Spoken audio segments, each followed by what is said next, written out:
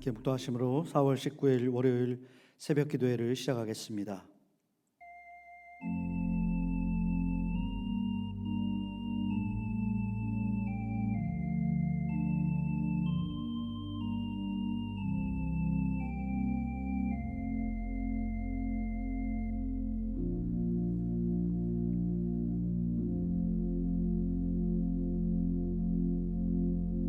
참 좋으신 하나님 감사합니다. 그동안 저희를 지켜주시고 인도해 주셨다가 또 이렇게 건강한 모습으로 한 주를 시작할 수 있도록 인도해 주신 것 감사합니다. 주일 예배를 하나님께 올려드리며 은혜로 채워주셨는데 그 은혜 가지고 이 한 주간 또 하나님을 기쁘시게 하는 삶 살 수 있도록 인도하여 주시옵소서. 세상에 살면서 여러 가지 근심과 걱정들 또 도전들 많이 있을 줄 압니다. 그러나 믿음을 잃지 않게 하시고 온전히 주님이 주신 거룩한 삶을 향해서 수고를 아끼지 않는 우리 모두가 되도록 인도하여 주시옵소서. 하나님과 동행하며 주님의 뜻을 이루는 것이 우리의 마음 깊은 곳에서부터 기쁨이 되게 하시고 순간순간 주님을 위해서 거룩을 결단하며 주님의 뜻을 이룰 수 있는 거룩한 주의 자녀 될 수 있도록 인도하여 주시옵소서. 이 첫 예배를 또 하나님 앞에 올려드릴 때 주님 기뻐 받아주시고 예배 순간순간 함께하여 주셔서 홀로 영광 받아 주시옵소서. 감사하며 예수님의 이름으로 기도합니다. 아멘. 다 같이 찬송과 함께 부르시겠습니다. 344장입니다.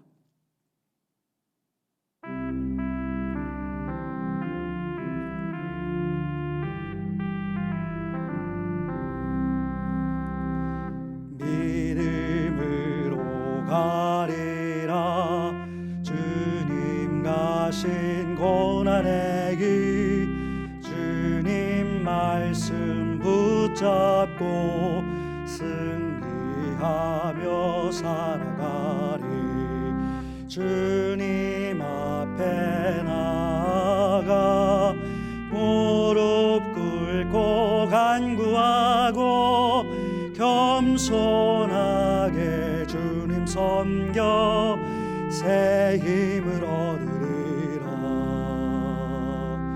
고난 중에 있을 때 소망 중에 기뻐하며 주님 말씀 따라서 기쁨으로 살아가리. 주님 앞에 나아가 무릎 꿇고 간구하고 겸손하게 주를 섬겨 새 힘을 얻으리라. 악한 세력에 워싸 큰 고난이 닥쳐와도 주님 말씀 붙잡고 권능으로 물리치리. 주님 앞에 나아가 무릎 꿇고 간구하고 겸손하게 주님 섬겨 새 힘을 얻으리라.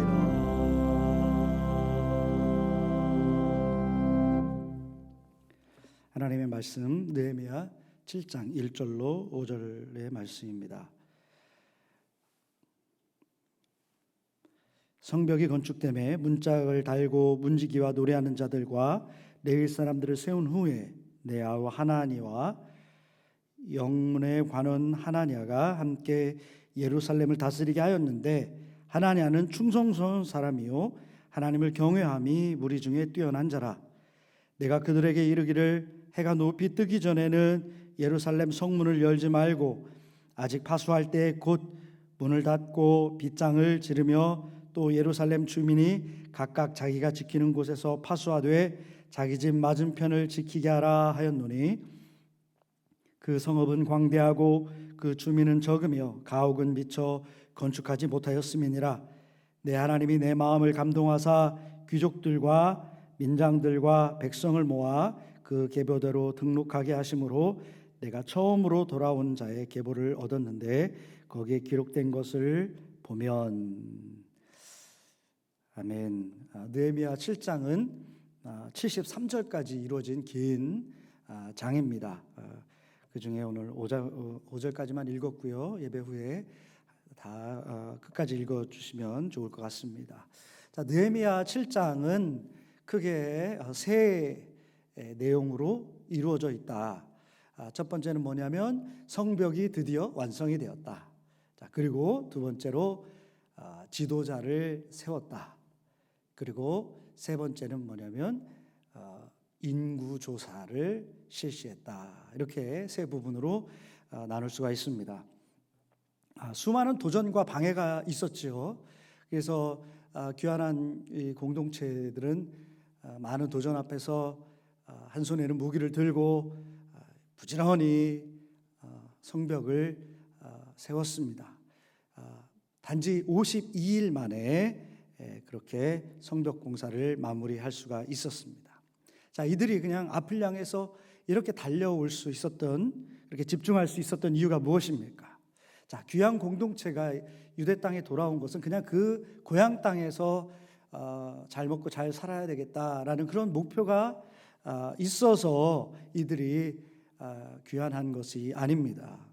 이들의 진정한 목표와 소망은 뭐였냐면 이 성전 중심으로 하나님을 예배하는 그런 거룩한 백성으로 살겠다라는 그런 결단과 소망이 있었던 것입니다. 자, 그로 인해서 하나님이 다스리는 나라를 그렇게 만들어야 하는데, 그러기 위해서는 이렇게 안정적인 성벽을 갖춘 그런 것이 필요했던 것입니다. 그래서 성벽을 재건해야만 했던 것입니다. 자, 그래서 그들은 온갖 방해에도 불구하고 흔들림 없이 이렇게 달려온 것입니다. 그리고 드디어 이렇게 성벽이 굳건히 세워졌습니다. 한번 그들 입장에서 한번 생각해 보면 이렇게 성벽이 딱 다 지어졌을 때 기분이 어땠을까요? 굉장히 감격스러웠을 것입니다. 그런데 오늘 본문 말씀을 가만히 보면 그렇게 큰 목표를 이루었지만 여전히 이 유다 공동체들에게는 이 긴장감이 사그러들지 않고 있다라는 것을 우리가 느낄 수가 있습니다. 느헤미야는 이 위대한 업적 앞에서 잔치를 벌이면서 공로를 자축하는 그런 모습을 보이지가 않았습니다. 그 다음에 성벽이 다 완성이 된 다음에 느헤미야가 한 일은 무엇입니까? 바로 사람을 세우는 일이었습니다. 먼저 성전과 예루살렘 성이 무너지기 전에 레위 사람들이 한 일이 있었잖아요. 뭐죠? 성벽에서 문지기도 하고 노래하는 일도 하고 이런 일들을 맡아서 했었는데 성전이 다 회파되고 난 다음에 그 일을 할 수 없었잖아요. 그래서 다시 성벽을 세우고 이 성벽에서 일할 문지기들, 노래하는 자들 이렇게 또 세웠습니다. 그리고 다시 세워진 이 예루살렘 성 안에 지도자를 세웠는데 하나니 그리고 하나냐를 지도자로 이렇게 세우게 됩니다. 그리고 이 지도자들에게 느헤미야가 말하죠. 이 성을 어떻게 파수할 것인가. 해가 높이 뜨기 전에는 성문을 열지 말아라.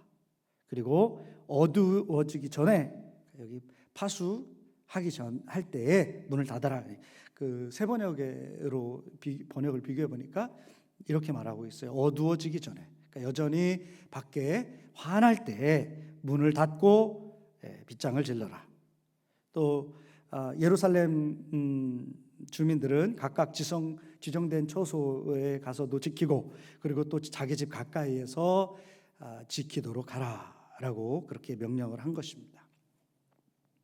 자, 여기까지 말씀 속에서 우리가 얻을 수 있는 교훈이 무엇이 있을까요?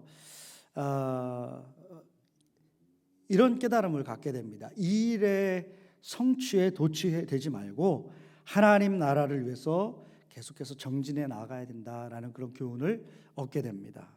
자, 하나님께서 사람들에게 위대한 일을 맡기시잖아요. 하나님은 사람을 통해서 역사하십니다.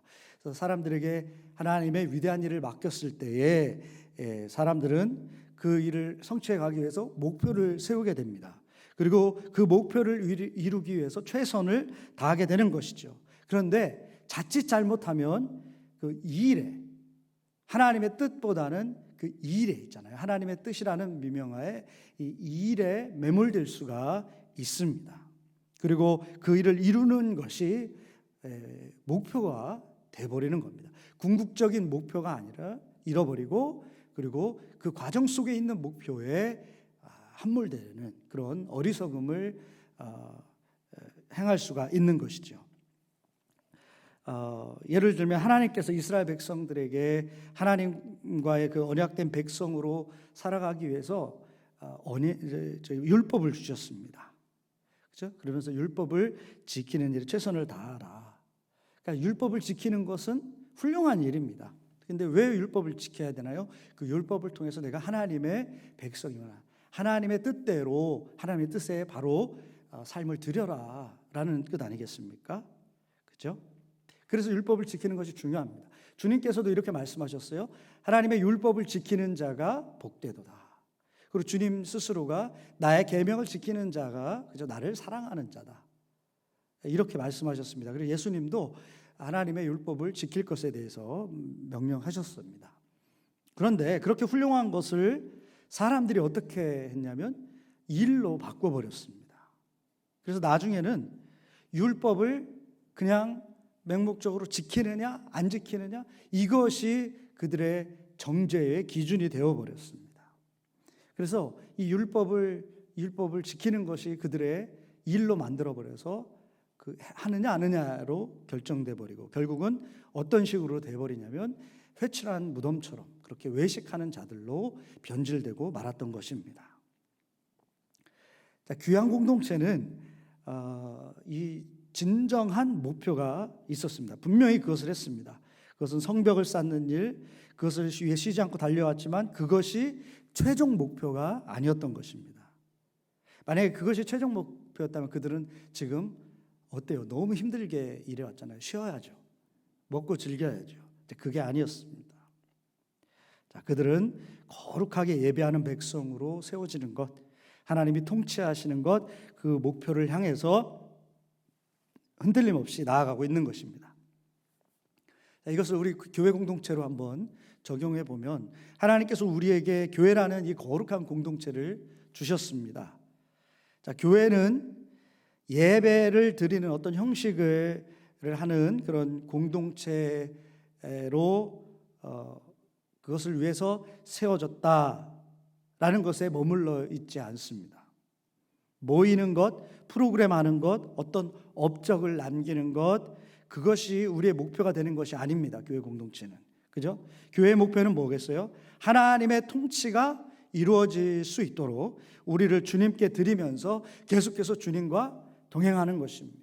그것을 위해서 우리가 모이는 거고, 그것을 위해서 예배를 드리는 것이고, 그것을 위해서 헌금하는 거고, 사역하는 거고, 선교하는 거고, 그런 것이죠. 주님의 통치가 아닌 사람의 의지와 사람의 뜻대로 하려는 것은 이건 다 교만입니다. 겸손은 뭡니까? 주님이 주인이 되셔서 통치하는 것이고 그것에 순종하는 것, 그것이 바로 진정한 겸손인 것입니다. 하나님께서 주인이 되셔서 다스리시는 거룩한 공동체로 서는 것이 하나님께서 우리를 부르신 이유인 줄 믿습니다. 자, 하나님이 진정으로 다스리는 믿음의 공동체가 되려면 그럼 우리는 어떻게 해야 할까요? 자, 세상의 어두운 그런 세력들로부터 우리의 거룩을 지켜내야 합니다. 자, 성전에서 가장 취약한 그런 부분이 어디에 있을까요? 그렇지만 가장 중요한 것이기도 합니다. 이것은 바로 문입니다. 오늘 본문에 문짝이라고 했잖아요. 자, 다른 곳을 한번 생각해 보면 굵게 높게 돌로 단단하게 우리로 하면 뭐 철제 넣고 시멘트 넣고 막 이러면서 굉장히 견고하게 만들 수가 있습니다. 그러나 그것에 비교하면 문은 어때요? 좀 약할 수 있습니다. 마지막으로 문을 달죠. 그렇죠? 그런데 그것이 굉장히 중요합니다.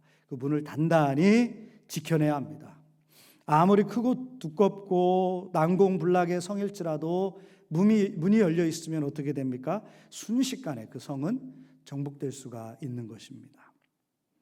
우리가 아무리 큰 믿음이 있다, 오랫동안 신앙생활을 해왔다, 우리가 많은 사람들이 모인다, 여러 가지 이런 조건들로 우리의 성을 둘러싸고 있을지라도 우리의 문 같은 이런 작은 부분이 노출이 된다면 어떻게 되겠어요? 사탄은 우리 전체를 죄로 정복할 수 있다라는 것입니다. 세상을 향한 호기심, 그리고 욕심, 방심, 교만함, 이러한 아주 작은 문의 틈새로 우리가 그동안 해왔던 견고한 성이, 그렇죠? 우리 거룩한 이 견고한 하나님의 뜻, 거룩, 이것이 손상을 입게 될 수 있는 것입니다. 우리는 단단히 걸어 잠궈야 합니다. 오늘 말씀에 느헤미야는 성문을 해가 높이 솟아 있을 때 열어라, 그리고 여전히 해가 있을 때 환할 때 문을 걸어 잠그라라고 얘기하고 있습니다. 보통의 경우는 어떻게 하냐면 성이 이제 해가 뜨기 전에 열어놓고요, 또 해가 지면서 닫고 이러겠죠. 근데 환할 때 열고 닫아라 말하고 있습니다. 어두울 때 성화는 쉽게 외부로 영향을 받을 수 있기 때문에 환할 때 지켜야 된다. 긴장하며 어둠으로부터 지켜야 된다라는 겁니다. 자, 우리의 영적 삶이 바로 이런 거룩을 향한 영적인 경각심이 있어야 될 줄 믿습니다. 늘 하나님의 빛으로 세상을 보기를 원합니다. 어두운 것에는 철통같이 우리를 지켜야 합니다. 주의 빛이 비추는 곳에 우리의 마음을 열고 주님만 바라보기를 원합니다. 죄로부터 스스로 지켜내며 거룩한 삶을 향해서 우리가 우리 자신을 지켜나갈 수 있는 우리 모두가 되어야 될 줄 믿습니다. 우리 교회 공동체가 되어야 될 줄 믿습니다. 그리고 이 성을 다스리기 위해서 세워진 지도자들을 한번 보겠습니다. 연속된 그런 겁니다. 어떤 조건으로 지도자를 세웠나요? 어떤 개인적인 능력이었나요? 어떤 인간적인 매력이었나요? 부요함에 있었나요? 아니면 지식의 풍부함에 있었나요? 이런 것들을 얘기한 것은 지금 오늘날 우리가 살아가고 있는 세상의 리더의 조건으로 보통 우리가 생각하는 것입니다. 그런데 본문의 말씀은 지도자의 조건에 대해서 얘기하고 있습니다. 믿음 공동체의 지도자의 조건은 무엇이었냐? 충성스러운가? 얼마나 충성스러운가? 그리고 하나님을 경외하는가에 있다라고 말씀하고 있습니다. 믿음의 공동체의 지도자는 세상의 지도자와 다른 조건으로 뽑혀야 된다라는 것을 우리가 알 수 있는 것이죠. 왜냐? 교회 리더십은 세상의 리더십과 완전히 다르게 리딩해야 되는 그런 상황이기 때문입니다. 교회 리더십은 어떻습니까? 섬기는 리더십입니다. 또 하나님을 따르는 리더십이기 때문입니다. 교회의 리더십은 사람들이 그 리더십에 있는 사람들의 신앙을 바라보면서 진실하구나, 와 저렇게 해야 되는구나, 함께 마음을 모으고 그 리더십을 따라가는 그런 것이기 때문입니다. 그래서 교회 리더십은 나를 따르라가 아니라 나와 함께 주님을 따르자, 이게 바로 교회의 리더십인 것입니다.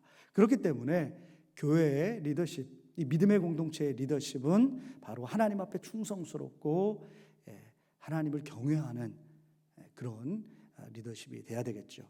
따르는 사람들 보기에 진정한 믿음의 모습이 보여야 되는 그런 리더들이 돼야 될 것입니다. 우리 믿음의 공동체는 바로 그런 리더십으로 함께 하나님을 향해 나아가는 우리 모두가 되기를 원합니다. 자, 느헤미야는 이렇게 성을 지키기 위해 지도자를 세운 다음에 인구조사를 실시했습니다. 이번 인구조사의 특징이 있는데 하나님께서 그에게 감동을 주셔서 했다라는 특징이 있고요. 그리고 1차 귀한 공동체만 인구조사를 했다. 그러니까 2차, 3차도 귀한 공동체가 있었는데 이 2차, 3차는 안 하고요.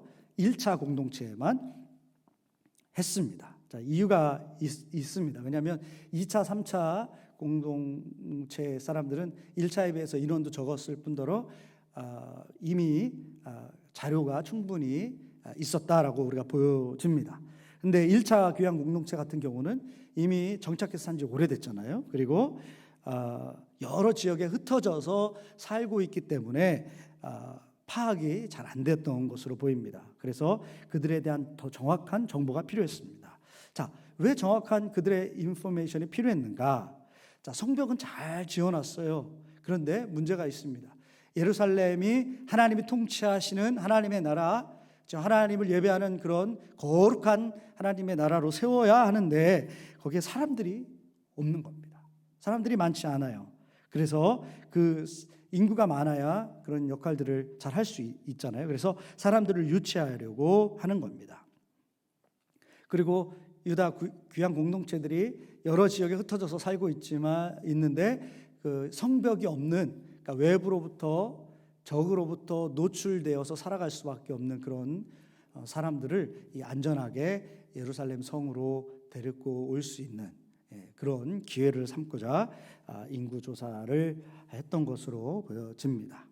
근데 여러분, 인구 조사하는 것이 괜찮은 것일까요? 이 질문을 드린 이유는 역대상 21장에 보면 다윗이 인구 조사를 하는 이야기가 나오는데 하나님께서 그것에 대해서 굉장히 화를 내시고 분노하시고 진노하셨죠. 그래서 심판해서 많은 사람들이 그 죄로 인해서 죽임을 당했습니다. 자, 그런데 오늘 본문에서 하는 인구 조사와는 어떻게 다른 것입니까? 두 개의 차이가 무엇입니까? 자, 그런데 오늘 말씀에는 하나님이 감동하게 했다. 하나님이 감동하셨다. 그래서 인구조사를 실시했다라고 얘기합니다. 인구조사는 다른 성경에서도 하나님의 뜻대로 한 경우가 있어요. 민수기에서도 그랬죠. 자, 근데 어떤 인구조사는 괜찮고 어떤 인구조사는 하나님이 싫어하고 무엇이 다른 것일까요? 자, 결정적인 차이는 하나님이 명령하셨느냐 아니냐의 차이에 있습니다. 자, 다윗이 하나님이 명령하지 않았는데 인구조사를 해서 하나님의 진노를 받았다. 자, 다윗이 인구조사를 했다라는 것은 어떤 의미가 있는 것일까요?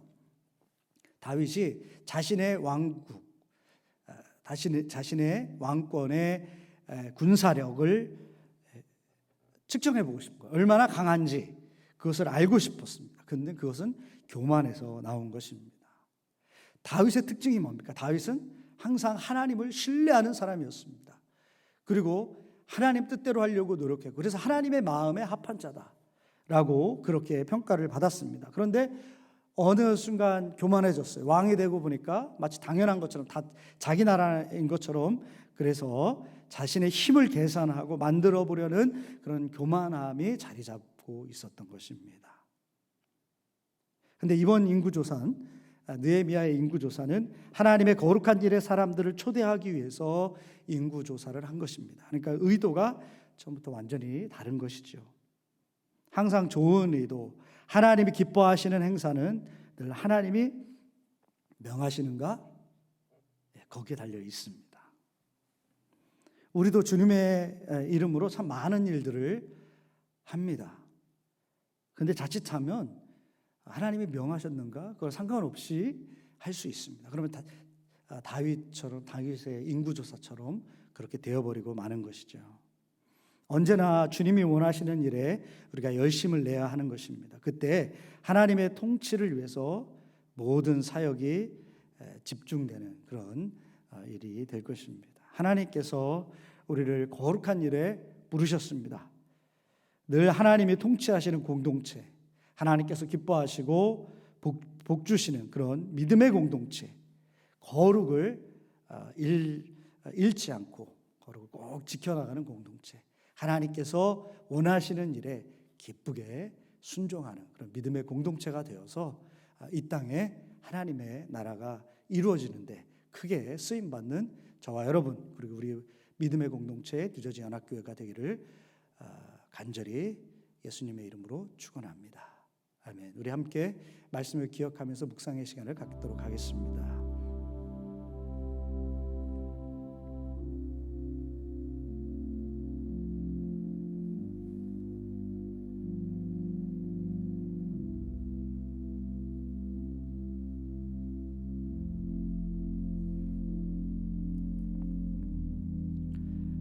하나님 감사합니다. 또 오늘도 느헤미야서를 통해서 하나님의 거룩한 일을 위해서, 하나님이 통치하시는 나라, 하나님이 다스리는 그런 삶을 위해서 우리의 모든 것을 들여서 순종할 수 있는 삶을 살기를 또한 사모해 봅니다. 하나님, 많은 도전 앞에서도 우리가 세상에 타협하지 않게 하시고 주님의 뜻을 이룰 수 있는 우리 모두가 되도록 인도하여 주시옵소서. 우리를 믿음의 공동체로 불러주셨는데 우리의 자랑으로 하나님 주님의 사역 감당하지 않게 하시고 주님의 뜻을 위해서 순종, 거룩의 걸음이 될 수 있도록 인도하여 주시옵소서. 우리 교회를 통하여 하나님의 놀라운 그 뜻이 성취되며 번져나갈 수 있도록 인도하여 주시옵소서. 이제는 우리 주 예수 그리스도의 은혜와 하늘아버지의 놀라우신 사랑과 성령의 감화 감동 역사 충만하심이 오늘도 주의 뜻대로 순종의 걸음을 걷기로 결단하고 나아가는 우리 성도님들 머리 위에 이제부터 영원토록 함께하여 주시기를 간절히 축원하옵나이다. 아멘.